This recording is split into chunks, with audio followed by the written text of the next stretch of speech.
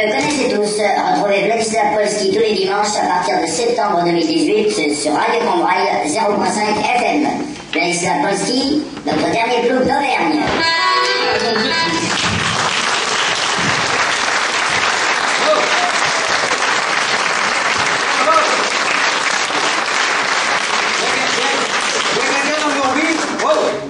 Oui, parce que l'autre chose qui la technique, il était là il y a 5 minutes. Bon, ça tourne pas le machin. Ah mon Dieu, ils m'entendent pas. Et c'est moi qui suis vieux beau, c'est eux qui sont sourds. Ne me regardez pas comme ça, si je boite, c'est pas la vieillerie, c'est que je me suis tordu le pied ce matin, je joue en tennis contre la Josiane. C'est qu'elle a 92 ans, la gamine en 2 elle a un sacré revers. 6-4-6-0 comme mamie, la vache. Bon alors, c'est branché ou c'est pas branché? Ils m'entendent encore pas. Oh, il y a quelqu'un dans le bocal. Oh nom de Dieu. Enfin, pas de nouvelles, bonne nouvelle, j'y vais. Je suis pas du genre à être en retard. De toute façon, leur centrale nucléaire, depuis qu'ils ont démarré au charbon, ça tourne que sur 3 pattes. Vous avez vu ce qui s'est passé ce matin?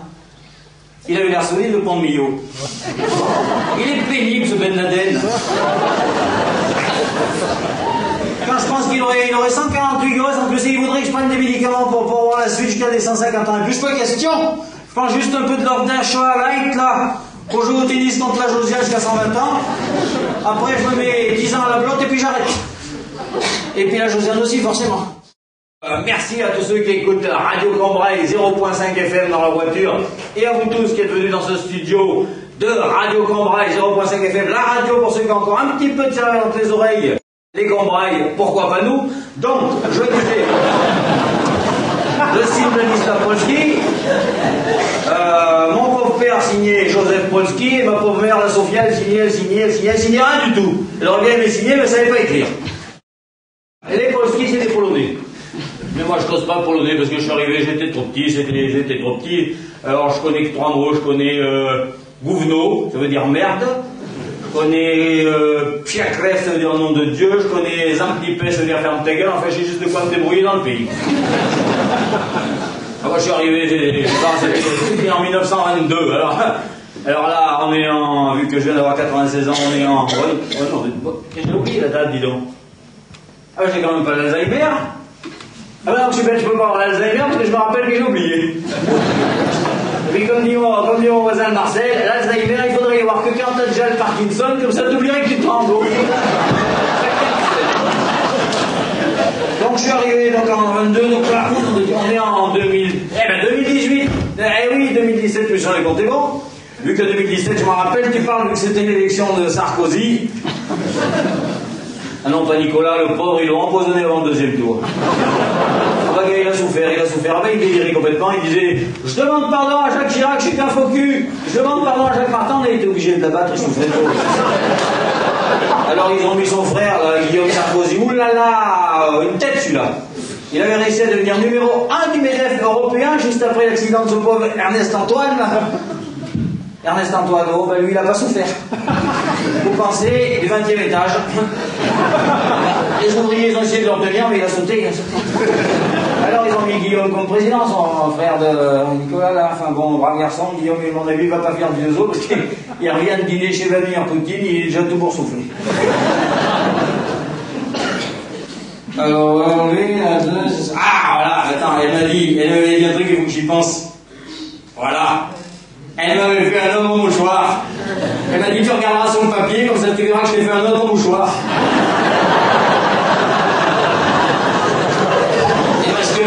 Et parce que là, Josiane, elle écrit pas bien, mais elle fait bien les deux. Et déjà, la botte là, c'était mon attaché de presse. Vous savez pourquoi qu'elle a fait un deux? C'est parce qu'elle voudrait pas que j'oublie de parler du Tour de France. Parce que le Tour de France, je veux dire, ça m'a toujours fait rigoler. Oh mon Dieu, c'est rigolo le Tour de France, non? Enfin, ça m'a fait rigoler jusqu'à ce qu'ils autorisent officiellement la drogue, parce que là, maintenant qu'ils se droguent tous du premier au dernier, qu'ils nous voient monter les Pyrénées à 180 à l'heure avec le bocal à profusion accroché au-dessus du vélo, c'est... Non, hein? Ça va trop vite. Les spectateurs attrapent des torticolis. Tu dirais les vaches qui regardent passer le TGV. Et leur peloton, c'est en arc-en-ciel. Si tu veux savoir qui est le maillot jaune, faut attendre qu'il tombe. Quoique moi j'ai toujours été pour la drogue, hein, parce que attends, si c'est pour regarder des professionnels du vélo aller pas plus vite que ton beau-frère, je vois pas l'intérêt.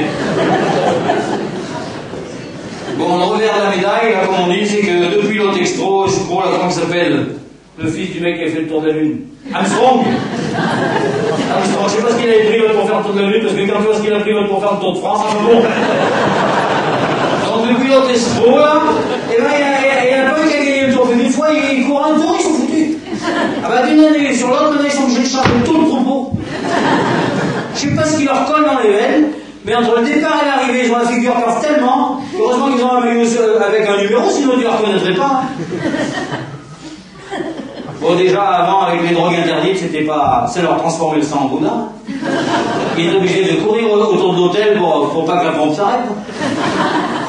Maintenant, c'est pire, mais maintenant, il n'y a pas que les voyous qui risquent d'éclater, les cyclistes, c'est pareil. C'est des vraies bonbonnes de gaz. Je sais même pas comment ils font pour pas exploser quand ils piquent avec leur seringue. Hein? Et les gens, ils y vont plus pour voir qui c'est qui gagne, ils y vont en se disant, nom de Dieu, il y en a peut-être un qui va se mettre à se dégorger d'un coup, il va partir comme une baudruche comme un fou. Vous avez pas du feu? Pas du feu? Ou peut-être mieux pas, parce que la Josiane ne veut pas que je fume. Si elle y apprend, je vais me faire allumer. Je peux dire que quand je vais me faire incinérer, j'ai pas fini de l'entendre. Et quand on pense qu'il va falloir crever, ça fait chier. Mais c'est pas demain la veille, vous inquiétez pas, parce que moi, j'ai trouvé le truc, et je veux dire, si je suis pas crevé à 96 ans, c'est que j'ai un truc, voilà, vous pensez bien. J'ai écouté dire un dicton, encore que je pense que vous connaissez, si après 50 ans, tu te réveilles le matin et que t'amènes nulle part, c'est que t'es mort, on dit. Vous connaissez ça?